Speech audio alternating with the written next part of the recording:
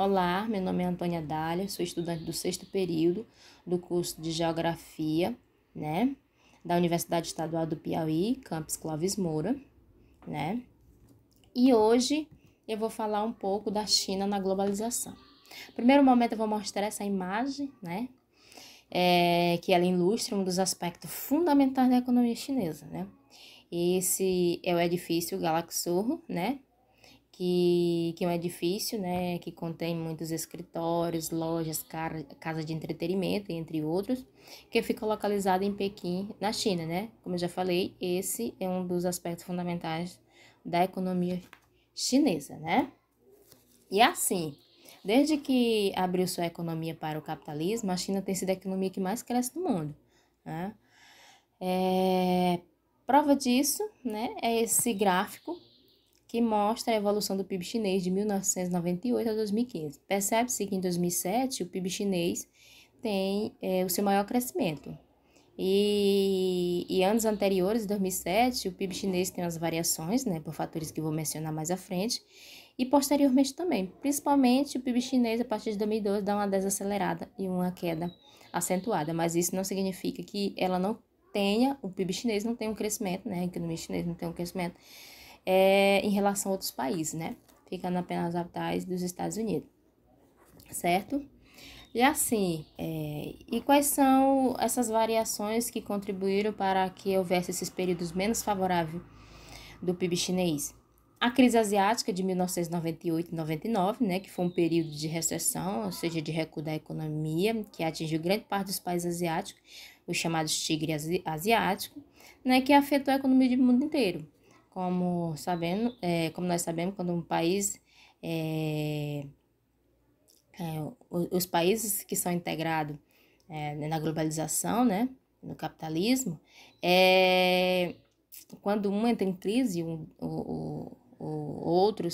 vários outros, todos são afetados, que estão integrados nesse sistema.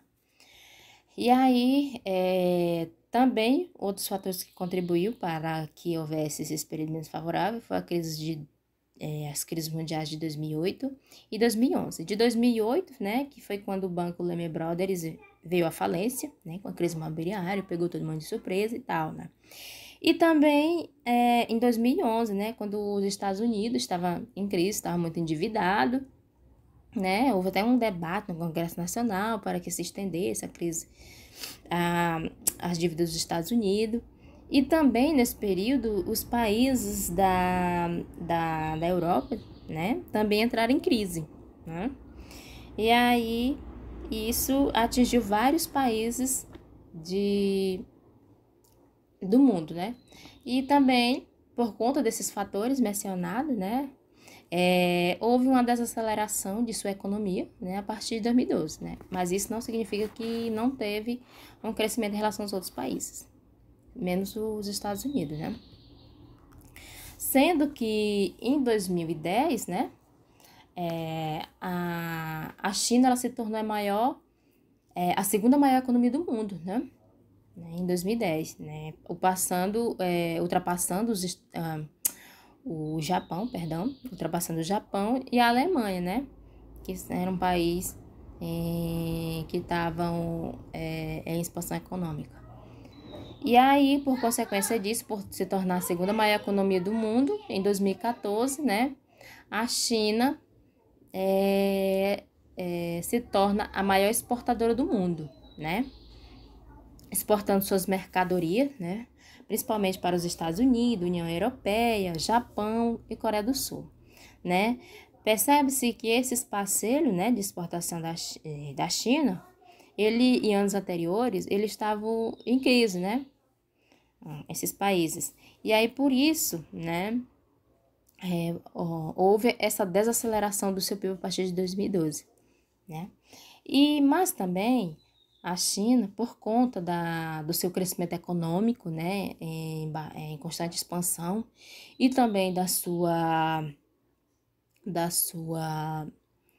população, que a gente sabe que a China tem a maior população do mundo, em 2014, no mesmo ano, ela se torna também a segunda maior importadora, do mundo. ela importava, né? Por mais que ela produzisse matéria-prima, minerais, agrícola, alimento, ela importava muitas mercadorias, muitos produtos, né? E quais são os seus principais fornecedores que fornecem essas mercadorias para a China? A União Europeia, a Coreia do Sul, o Japão, Taiwan. Esses eram os principais parceiros de que a China importava os produtos em 2014, certo? E assim, por mais que a China seja a segunda maior importadora do mundo, ela tem investido em diversos lugares do mundo também, né? Ela investiu em diversos setores no mundo. E quais são esses lugares? Na África, no Sudeste Asiático, na Índia, na Rússia, Austrália, América do Norte, América Central, América Latina e, consequentemente, também no Brasil, né? Investimento. A China fez investimento. E esses investimentos continuaram em expansão no exterior em diversos setores, né? Como mostra esse gráfico. Esse gráfico ele mostra os setores onde a China mais investiu no exterior. Os principais desses setores são o energético, né? E o de transporte, né? Que aí onde a China mais investiu.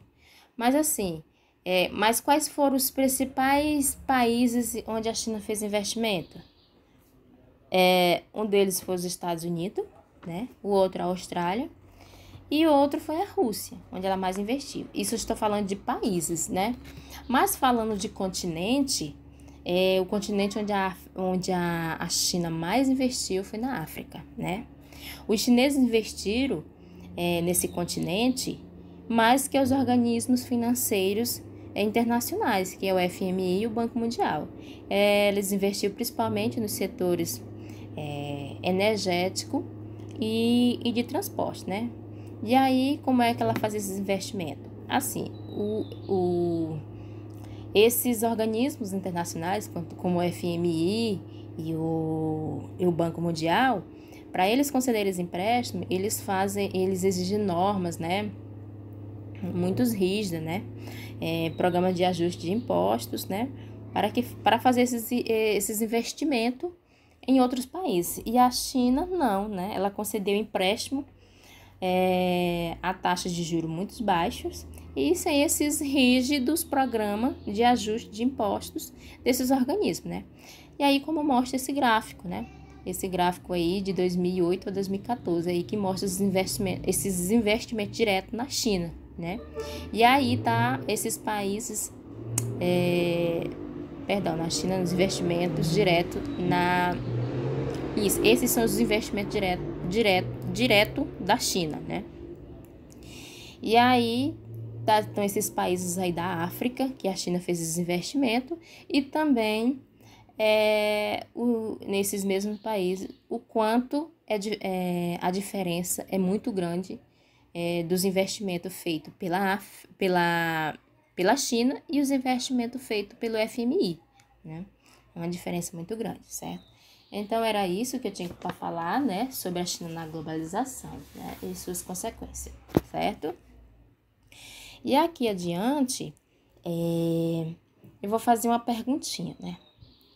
A China, a gente sabe, né, que a China é a segunda maior economia do mundo, né? A economia da China é considerada a segunda maior do mundo. Mas, diante disso, podemos dizer que a China é um país desenvolvido?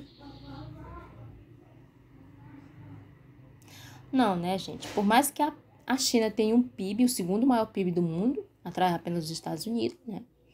Porque nós sabemos que os Estados Unidos é um país desenvolvido, né? Mas não é só esse fator que contribui para que seja um país desenvolvido, né? Existem outros fatores, vários outros fatores que contribuem para que um país se torne desenvolvido. O PIB é um deles, né?